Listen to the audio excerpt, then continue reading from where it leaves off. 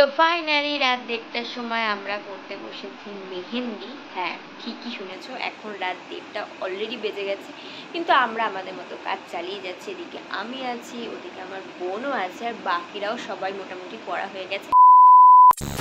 Hello, তো কেমন আছো তোমরা সবাই? আশা করি সবাই ভীষণ ভালো আছো, আমিও বিন্দাস আছি। ও সবাইকে গুড মর্নিং। অবশ্যই এখন যদিও বা সকাল 10টা হয়ে গেছে, তবুও গুড মর্নিং তো বলাই যায়।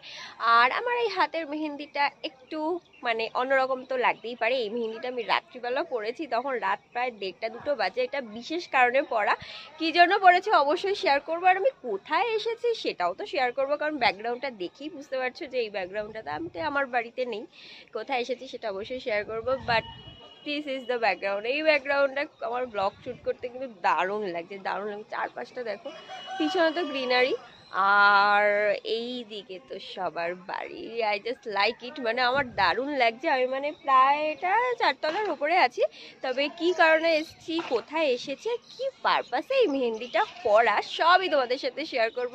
ব্লগটা কিন্তু একটু মিস করলে চলবে না, তাই পুরো প্রথম থেকে ব্লগটা দেখতে হবে। তাহলে চলো ব্লগটা এখান থেকে স্টার্ট করি।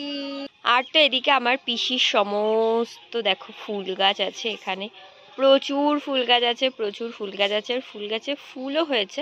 চলো এখন নিচে যাওয়া যাক, নিচে গিয়ে দেখি কি হচ্ছে। সকালের খাবার তো অলরেডি মনে হয় চালু হয়েই গেছে করা, তো চল ফটাফট নিচে গিয়ে দেখি কি হচ্ছে। আমি ওপরে এসছি এখন আমসরা পাড়তে, প্রচুর আমসরা আছে, বাট এই আমসরাটাই একটু নিখুঁত লাগছে, তো ছিঁড়ে নিই আমসরাটা। দাঁড়াও, আমসরাটাকে নিচে দিয়ে সেই চটপট স্নান সেরে চলে গেছিলাম পুজোর ওখানে, কারণ আজকে আমার বৌদি ভাইকে ঘিরে একটা ছোট্ট করে পুজোর আয়োজন করা হয়েছে। সেই পুজোতে যে দুধ কলাটা দেওয়া হয়েছিল, সেটা নাকি আমার বৌদি ভাইকে 5বারে না হলে 7বারে খেতে হবে, তাও আবার ছোট ছোট হা করে। আমার কিন্তু এই নিয়মটা বেশ নতুনত্ব লেগেছে, আর ভীষণ মজারও লেগেছে। আমি এখন বসে আছি ঠাকুর ঘরে, তার যথেষ্ট কারণ আছে। সেটা হচ্ছে আমার দাদা আমাকে ফল মিষ্টি সবকিছু হাতে ধরিয়ে দিয়ে গেছে, এখন সেগুলো আমি ঠাকুর ঘরে রাখতে এসেছি। তো রাখতে এসে মনে পড়লো যে পিসির এত সুন্দর ঠাকুর ঘরটা তোমাদের সাথে শেয়ার করেই ফেলি, যেহেতু আজকে পুরো ব্লগটা আমার বড় পিসির বাড়িতেই হচ্ছে। আর তোমাদেরকে দেখালাম যেখানে একটু পুজো হলো বৌদি, কি কারণে হয়তো তোমরা একটু গেস করলে কমেন্ট করে ফেলো, কিন্তু পুরোপুরি কারণটা কিন্তু আর জাস্ট আর একটু পরে রিভিল হবে। হচ্ছে ঘর, যেটা এখন খুব মেসি অবস্থায় আছে, অ্যান্ড এখান থেকে এই যে দরজা, সো এখান থেকে এসে এটা হলো ঠাকুর ঘর। এখানে ঠাকুরের বেসিন, অ্যান্ড এই দিকে হচ্ছে ঠাকুর।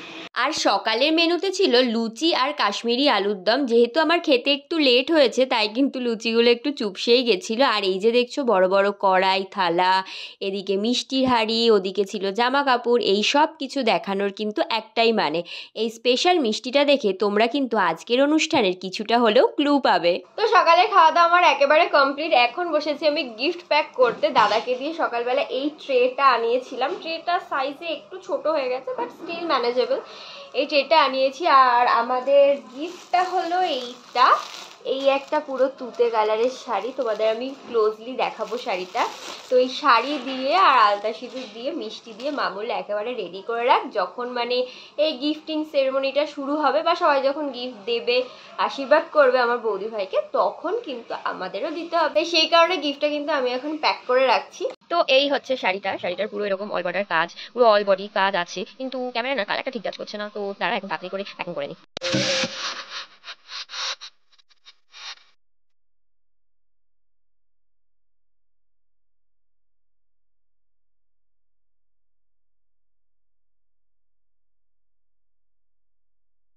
এই যে আমার গিফটটা প্যাক করা একেবারেই কমপ্লিট, এখন শুধু গিফটটা যার তার হাতে দেওয়ার পালা।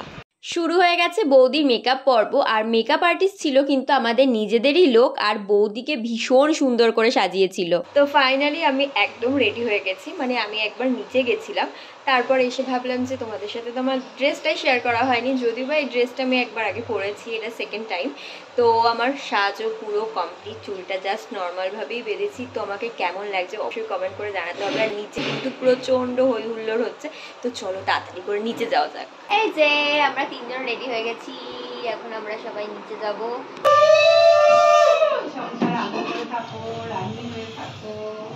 এখন কিন্তু সময় চলে এসেছে আজকের অনুষ্ঠানটা কি সেটা তোমাদের সাথে শেয়ার করার। তোমরা হয়তো অনেকেই গেস করে ফেলেছো, আবার হয়তো কেউ কেউ গেস করতে পারোনি। দাঁড়াও নো টেনশন, আমি বলে দিচ্ছি।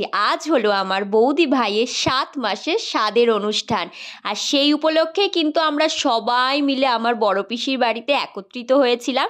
এই হচ্ছে আমার সুন্দর কিউটি বৌদি ভাই, তাকে সবাই মিলে আশীর্বাদ করে নিল আর গিফটও দিয়ে দিল। আমরা এখানে সপরিবারে মিলে একটা ফটোও তুলে নিলাম। যেহেতু আমার ছোট পিসি আসতে পারেনি, তাই ছোট পিসির গিফটটা দেওয়ার দায়িত্ব পড়েছিল আমার ছোট বোনের ওপর। স্বাদের অনুষ্ঠান আমার বৌদির বলে সবাই শুধু বৌদিকেই মিষ্টি খাওয়াচ্ছে, তা আমার দাদাটাই বা কেন বাদ যায়? আর স্বাদের একটা নিয়ম আছে, বাড়ির সব থেকে ছোটদের দিয়েই কিন্তু স্বাদের প্রথম পায়েসটা বউকে খাওয়ানো হয়। এখানে দেখো বৌদির জন্য কত কিছু রান্না করা হয়েছে। তবে তার আগে একটা ছোট্ট টুইস্ট আছে। তোমরা তো জানোই স্বাদে একটা সুন্দর ইন্টারেস্টিং খেলা হয়, তো সেই খেলাটাই এখন হতে চলেছে।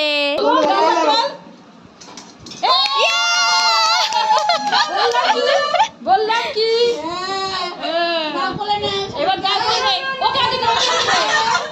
দিদি ঘুরে দাও না, এদিকে ঘুরে দাও।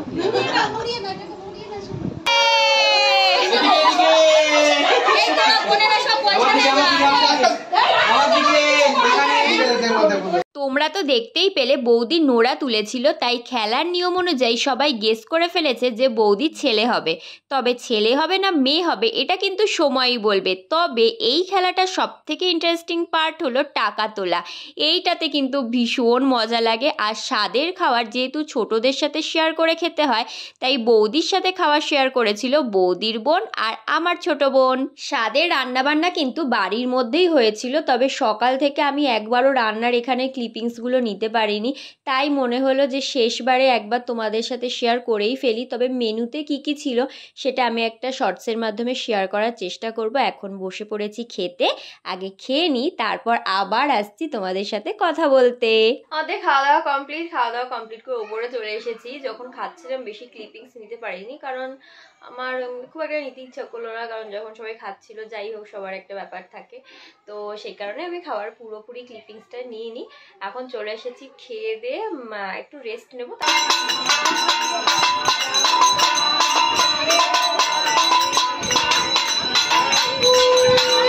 ওই দিন আবার ছিল সোজা রথ। ওখানকার বাচ্চা পার্টি মিলে বের করেছিল রথ, আর সামনে যেতে দিয়ে দিয়েছিল প্রসাদ। আর যেহেতু কাজের বাড়ি, তাই চারিদিকে মিষ্টি ছড়াছড়ি ছিল, সেখান থেকে একটা মিষ্টি বোনকে খেতে দিচ্ছিলাম।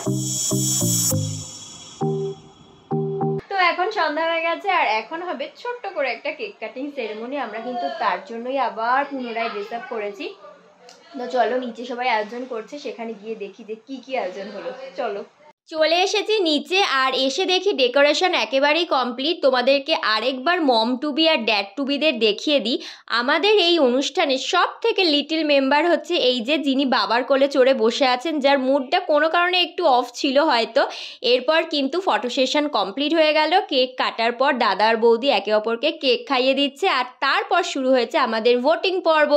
এই হোয়াইট বোর্ডটা ছিল একটা ভোটিং প্যালেট, যেখানে কিন্তু মেয়ে হলে গাছের ডান দিকে আর ছেলে হলে গাছের বাঁ দিকে ফুল ফোটাতে হবে।